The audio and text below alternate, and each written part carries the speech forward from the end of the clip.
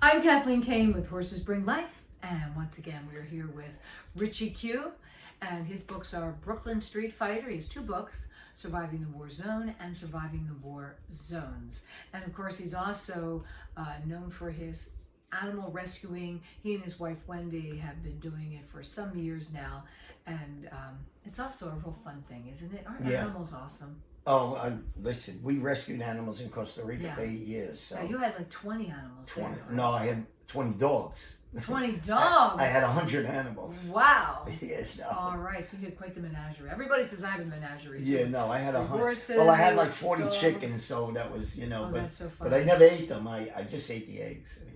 Okay. Yeah, so. All right, but we're talking about Brooklyn street fighting, and what's so unique and fun about this, or maybe not really unique, but we kind of find that it is that Richie Q's right here. He's the author. He's telling the stories kind of from memory. Yeah. You know, so sometimes it might be a little bit more in the book, but at the same time, you may hear some here, but you may also hear some things right now that might not be in the book, maybe, you know? It could be. That you might remember and kind of just throw it out there. Shed light on. So anyway, Richie Q, we're going into chapter 21, and wow, we're getting through the book. Yeah. Which you can find on Amazon. Or Barnes & Noble. And Barnes & Noble, by the way. All right. Right, okay. So this is New Lots Boys versus the Pink Housing Projects. It's a project in East New York. I'm in the below. Now, were they pink? Is that why they call it that? No, I don't know. I'm not sure why. Okay. But all right. But now Cypress Hills used to be the worst. Now pink houses are the worst for crime right now. Today, and so I was in the carpet business. I worked for consumers. Then I went to, my friend Banky opened his own place. So we went to. So I started work for Banky, and being that I work with Bonnie, the only black guy in consumers, I guess he said, Richie, don't mind, you work with Willie. Willie was my helper. Right. I don't mind. I really don't care. There was two black guys work for Banky, Hogan and Willie. And actually, Willie, it was really cool. I mean, he was a real cool guy, and he was so shocked that I knew. We sang together in the car. We're going to work, coming home from work. Oh, fun, like a doo-wop kind of thing? No, not doo-wop. Jazz, No. He said, I was into King Pleasure, Lambert Hendricks and Ross, things like that. Yeah. And I was into that kind of music. Arthur Prysock, who I love, Right. I was into that. He introduced me really to Billie Holiday and who I love, and Dinah Washington, who's my favorite singer. Yeah. So so we would have fun, So I had Banky's car, and I drove Willie to the train station at the end of the day, and then I brought Banky back his car. Now I had to walk 2 miles back to New Lots Avenue. Right. So I jogged all the way, through the worst neighborhoods. I'm running already. Of course, and you're in great shape. Yeah, I was in great shape. It's 1960. I'm 17, 18. Right. And I'm in great shape. And so I run. I go to New Lots, and I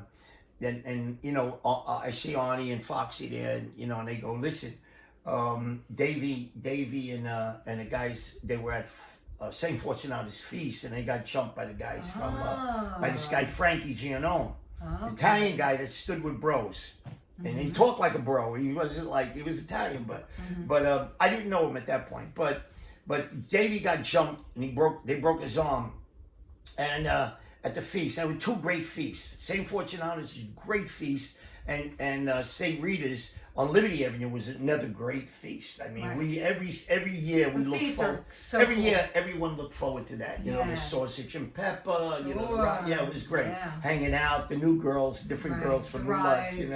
So now, so Foxy's like, we gotta do something about this. So I said, where does Frankie hang out? So they go in the Pink House Project.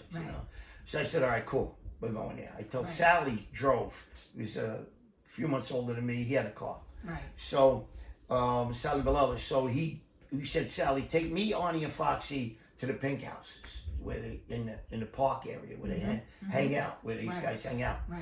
So Arnie had a huge pipe, iron pipe. Foxy had a small iron pipe, and I had D's, you know. Right. So meanwhile, Arnie and Foxy could fight. I mean, they were great. They were also great fighters. I mean, John Gotti loved Foxy. You know why? He was from New Lots, and there wasn't a guy in the Gotti crew who could fight Foxy. But that's why he got killed. They killed him. Oh, you know, okay. The guys in Goodfellas had shot Foxy because they were afraid of him. You know, Sure. So that's another story completely. Not one of my stories. That's their stories. But so now we go to the park, and there's like all these bros playing basketball and hanging out. Maybe 20, 30 guys. I mean, in the park, man, it was loaded with guys, black guys. The only white guy is there. He's sitting at a checkerboard table on the bench, and I'm like, we walk right up to him because Davey described him. He's a heavy set guy, big guy, heavy set, you know, not fat, but you know, stocky, big, yeah, stocky Italian guy, right, you know. Right. So I walk up to him and I just go like this. I go, "Are you Frankie?" He goes, "Who wants to know?" You know. Right. I said, "I'm just asking a question. Are you Frankie?" He said, "I said who?" He said, "Who wants to know, man? Who you talking to, man? Who you talking?" I put one foot on the bench, bring up my other foot, bang! I kick him in the face. Oh! Then I bang! I smash his head in the concrete checkerboard. I throw him on the floor. I said, "Arnie, kill him." So Arnie picks him up.